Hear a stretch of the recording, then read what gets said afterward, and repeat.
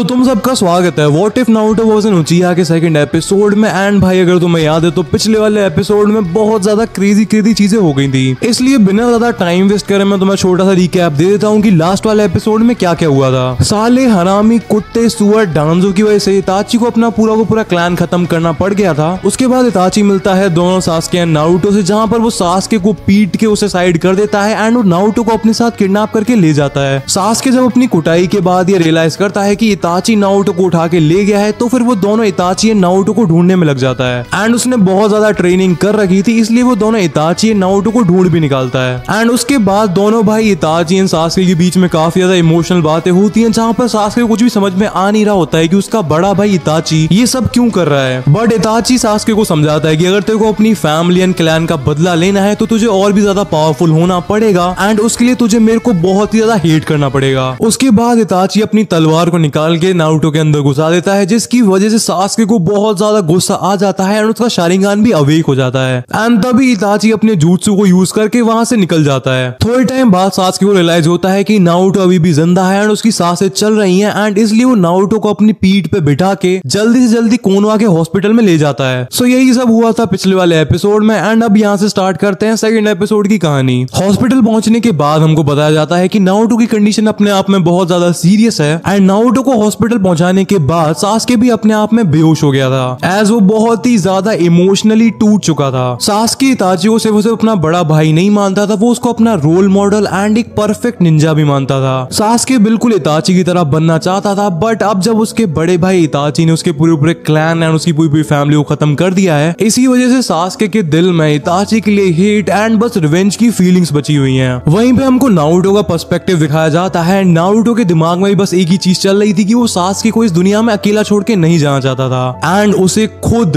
इताची से बदला लेना था उसके क्लैन एंड फैमिली का। बट नारुतो की कंडीशन अपने आप में बहुत ज्यादा क्रिटिकल थी एंड इसलिए मेडिकल निंजास अपना पूरा ट्राई कर रहे थे नारुतो की जान बचाने के लिए। एंड फिर यहाँ पर सीन चेंज होता है एंड हमको दिखाया जाता है कि थर्ड होकागे हिरुzen सारुटोबी को पूरे उचिहा क्लैन के मैसेकर के बारे में बताया जाता है। एंड ये सारी न्यूज सुन के हिरुzen अपने आप में बहुत ही ज्यादा सैड एंड शॉक हो जाता है, बट वो इस चीज के लिए खुश होता है कि दोनों सास्के एंड नारुतो बच गए हैं। एज हिरुzen सारुटोबी के हिसाब से Naruto and Sasuke he Konoha and उचिहा clan का फ्यूचर है। एक तरफ हमको दिखाया जाता है कि हिरुzen बहुत ही ज्यादा टेंशन में था एंड बहुत ही ज्यादा दुखी था नारुतो की कंडीशन को लेके, वहीं पे दूसरी तरफ साला हरामी डांजो एक बहुत ही ज्यादा ईवल सी स्माइल देने लग रहा होता है। डांजो हिरुzen से कहता है कि मेरी ऑर्गेनाइजेशन रूट में कोई ना कोई ऐसा मेडिकल निंजा जरूर होगा जो कि नारुतो को हील कर पाएगा। एंड नारुतो की इस मदद के लिए डांजो नारुतो की कस्टडी मांगता है कुछ हफ्तों के लिए, जिसके लिए डांजो हिरुzen को ये रीजन देता है कि वो और भी ज्यादा डिटेल में जानना चाहता था उचिहा क्लैन के मैसेकर के पीछे के रीजंस को। डांजो के रियल इंटेंशंस क्या है वो तुम्हें वीडियो में आगे पता चली जाएंगे। थर्ड होकागे हिरुzen सारुटोबी को कुछ भी समझ में नहीं आ रहा होता है कि डांजो नारुतो की कस्टडी को क्यों चाह रहा है एंड वो क्या प्लान कर रहा है। बट एज हिरुzen सारुटोबी के पास कोई भी और ऑप्शन नहीं था नारुतो को बचाने के लिए, तो इसलिए वो डांजो को हाँ कह देता है एंड इसलिए हिरुzen बहुत ही ज्यादा बेमन से डांजो के ऑफर को एक्सेप्ट कर लेता है एंड इस सब से डांजो तो बहुत ही ज्यादा खुश था। उसके बाद डांजो अपने चेले चपाटों से कह देता है नारुतो को रूट की मेडिकल फैसिलिटी के अंदर लाने के लिए। एंड इसी मेडिकल फैसिलिटी या फिर लैब में डांजो अपने बहुत ही ज्यादा डार्क एंड बहुत ही ज्यादा अजीबो गरीब एक्सपेरिमेंट्स को करा करता था। नारुतो को अपनी मेडिकल फैसिलिटी में देख के डांजो बहुत ही ज्यादा खुश हो रहा होता है, उसको पता था कि नारुतो बाकी सारे उचिहा से बहुत ज्यादा डिफरेंट है। डांजो को अपने चेले चपाटों से खबर मिल रही थी बहुत पहले से ही कि नारुतो का चाकरा किसी भी एवरेज उचिहा से बहुत ज्यादा है, जिसकी वजह से डांजो बहुत ही ज्यादा इंटरेस्टेड था शुरुआत से ही नारुतो उचिहा में। एज बहुत ज्यादा टाइम से डांजो बहुत सारे एक्सपेरिमेंट्स कर रहा था अलग अलग निंजास पर हाशिरामा सेल्स को इम्प्लांट करके। एज डांजो को अपनी ऑर्गेनाइजेशन रूट में ऐसे निंजास चाहिए थे जो कि फर्स्ट होकागे की तरह वुड रिलीज को यूज कर सके। बट आज तक जितने भी डांजो ने एक्सपेरिमेंट करे हैं उनमें वो कभी भी सक्सेसफुल नहीं हो पाया था एंड इसलिए डांजो के अकॉर्डिंग नारुतो एक परफेक्ट होस्ट होगा हाशिरामा सेल्स वाले एक्सपेरिमेंट के लिए। भाई कोई भी मल्टीवर्स हो या फिर कोई भी स्टोरी लाइन हो, तुम डांजो एंड ओरोचिमारू को अपने गंदे से एक्सपेरिमेंट्स करने से कभी रोक नहीं सकते हो। ये दोनों नहीं सुधर सकते कभी भी।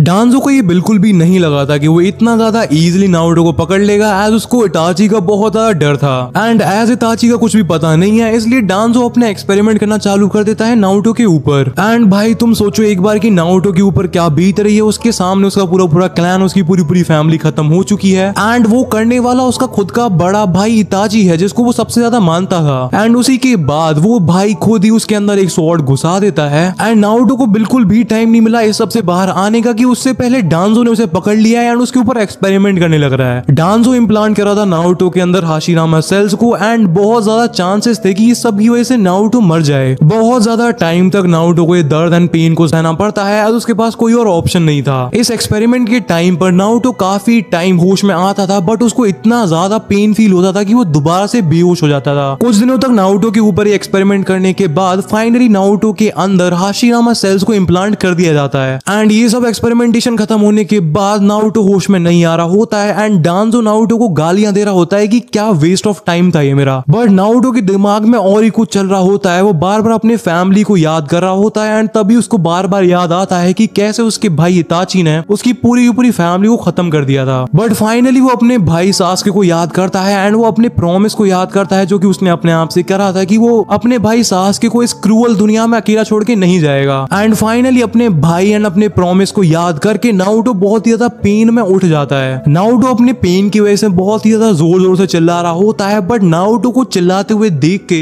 डांजो बहुत ही ज्यादा खुश हो जाता है एज उसकी मेहनत बर्बाद नहीं गई एंड उसको फाइनली एक ऐसा निंजा मिल चुका है जिसके अंदर हाशिरामा सेल्स इम्प्लांटेड है। एंड डांजो ये होप कर रहा होता है कि नारुतो भी फर्स्ट होकागे की तरह वुड स्टाइल jutsu को यूज कर पाएगा। बट हमको एक चीज और दिखाई जाती है कि इन सारे एक्सपेरिमेंट की वजह से नारुतो के बालों का कलर व्हाइट हो गया था एंड ये चीज देख के डांजो भी बहुत ज्यादा शौक में था। उसको बिल्कुल भी पता नहीं था कि उसके एक्सपेरिमेंट की वजह से नारुतो के बालों का कलर कैसे चेंज हो गया। बट डांजो इस चीज के बारे में ज्यादा नहीं सोचता है एंड वो नारुतो के पास जाता है एंड उसे बताने लगता है कि यहाँ पर क्या हो रहा था। वो नारुतो को बताता है कि तेरे बड़े भाई इताची ने तेरे को मारने की कोशिश करी थी एंड लकीली मैं और मेरे सबऑर्डिनेट्स ने तेरे को ढूंढ लिया एंड हम लोगों ने तेरे को बहुत ही ज्यादा मेहनत करके बचाया एंड उसके लिए हमें हाशिरामा सेल्स का भी यूज करना पड़ा। एंड फिर डांजो नारुतो को बताता है कि तेरा भाई सास्के भी जिंदा है एंड वो ठीक है एंड इसी वजह से नारुतो काफी ज्यादा एक्साइटेड हो जाता है एंड वो डांजो से कहता है कि मेरे को इसी टाइम अपने भाई सास्के से मिलना है। बट डांजो नारुतो से कहता है कि तू अभी ठीक नहीं है, तेरी अभी अभी इतनी ज्यादा खतरनाक सर्जरीज हुई हैं इसलिए तेरे को अभी यहाँ पर रुकना पड़ेगा। जो सुन के नारुतो बहुत ज्यादा डिसअपॉइंटेड हो जाता है एंड वहां से भागने की कोशिश करने लग जाता है बट इवेंचुअली डांजो उसे पकड़ के फिर से बेड पे बिठा देता है एंड फिर डांजो कुछ ऐसा करता है जिसे सुन के तुम्हारा दिमाग हिल जाएगा।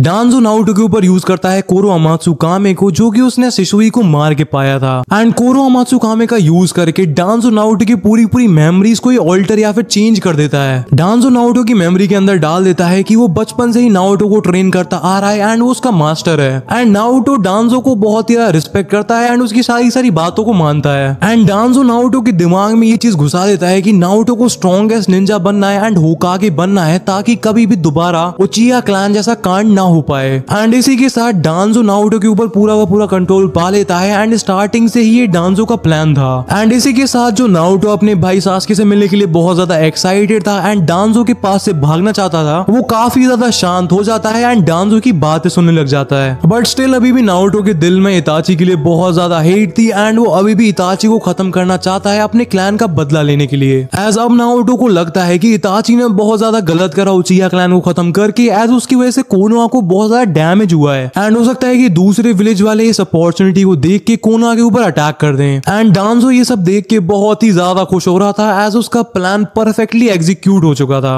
एज उसके कंट्रोल में अब एक ऐसा निंजा है जिसका चाकरा बाकी सारे उचिहा से बहुत ज्यादा हाई है। स्टिल वो अपने आप में उचिहा क्लैन का वारिस है एंड उसके अंदर हाशिरामा सेंजू के सेल्स भी हैं। डांजो को दिख रहा था कि नारुतो आगे जाके पूरे निंजा वर्ल्ड का one of the strongest Ninja बनने वाला है एंड हिरुज़न को किसी भी तरह का कोई भी शक ना हो इसलिए डांजो नारुतो को ऑर्डर देता है हिरुज़न के पास जाने के लिए एंड वो शैडोज में रह के ही नारुतो को मैनिपुलेट करेगा। एंड फिर हमको एक वीक का टाइम स्किप दिखाया जाता है जहां पर नारुतो की सारी इंजरीज हील हो चुकी थी हाशिरामा सेल्स की वजह से एंड नारुतो थोड़ा बहुत वुड स्टाइल jutsu को भी यूज करने लगा था एंड ऑल्सो नारुतो का चाकरा पहले से ही बहुत ज्यादा था बट अब हाशिरामा सेल्स मिलने की वजह से नारुतो का चाकरा एंड उसकी रीजनरेशन वाली पावर बहुत ज्यादा बढ़ चुकी थी। एंड एज डांजो ये बिल्कुल भी नहीं चाहता था कि हिरुज़न एंड बाकी विलेज वालों को उस पर शक हो कि उसने नारुतो को मैनिपुलेट कर रखा है इसलिए वो नारुतो को बस कभी कभी रात में अपने पास बुलाता था अपने इंस्ट्रक्शंस को देने के लिए। एंड डांजो ने नारुतो से स्ट्रिक्टली मना कर रखा था किसी को भी बताने के लिए अपने एंड डांजो की मीटिंग्स के बारे में एज उसने नारुतो के दिमाग में घुसा रखा था कि अगर वो डांजो एंड उसकी स्पेशल ट्रेनिंग के बारे में इवन सास्के या किसी और को बताएगा तो उसकी वजह से सास्के एंड पूरा का पूरा कोनोहा डेंजर में आ सकता है। एंड एज नारुतो के पास कोई और ऑप्शन नहीं था इसलिए वो डांजो एंड अपनी स्पेशल ट्रेनिंग के बारे में विलेज में किसी को बताता नहीं था। इवन इवन सास्के को भी नहीं, जबकि वो अपने भाई सास्के को सब कुछ बताना चाहता था अपनी स्पेशल ट्रेनिंग एंड अपनी न्यू पावर्स के बारे में। सो इसी के साथ आज वाला एपिसोड यहीं पे खत्म होता है। एंड अगर तुम्हें जल्दी से जल्दी पार्ट 3 देखना है तो फिर कमेंट्स में लिख दो पार्ट 3। एंड अगर बाय एनी चांस तुमने पुराना वाला एपिसोड नहीं देखा है तो तुम्हारी स्क्रीन पर एक वीडियो की लिंक आ रही होगी, तुम उसे क्लिक करके देख सकते हो।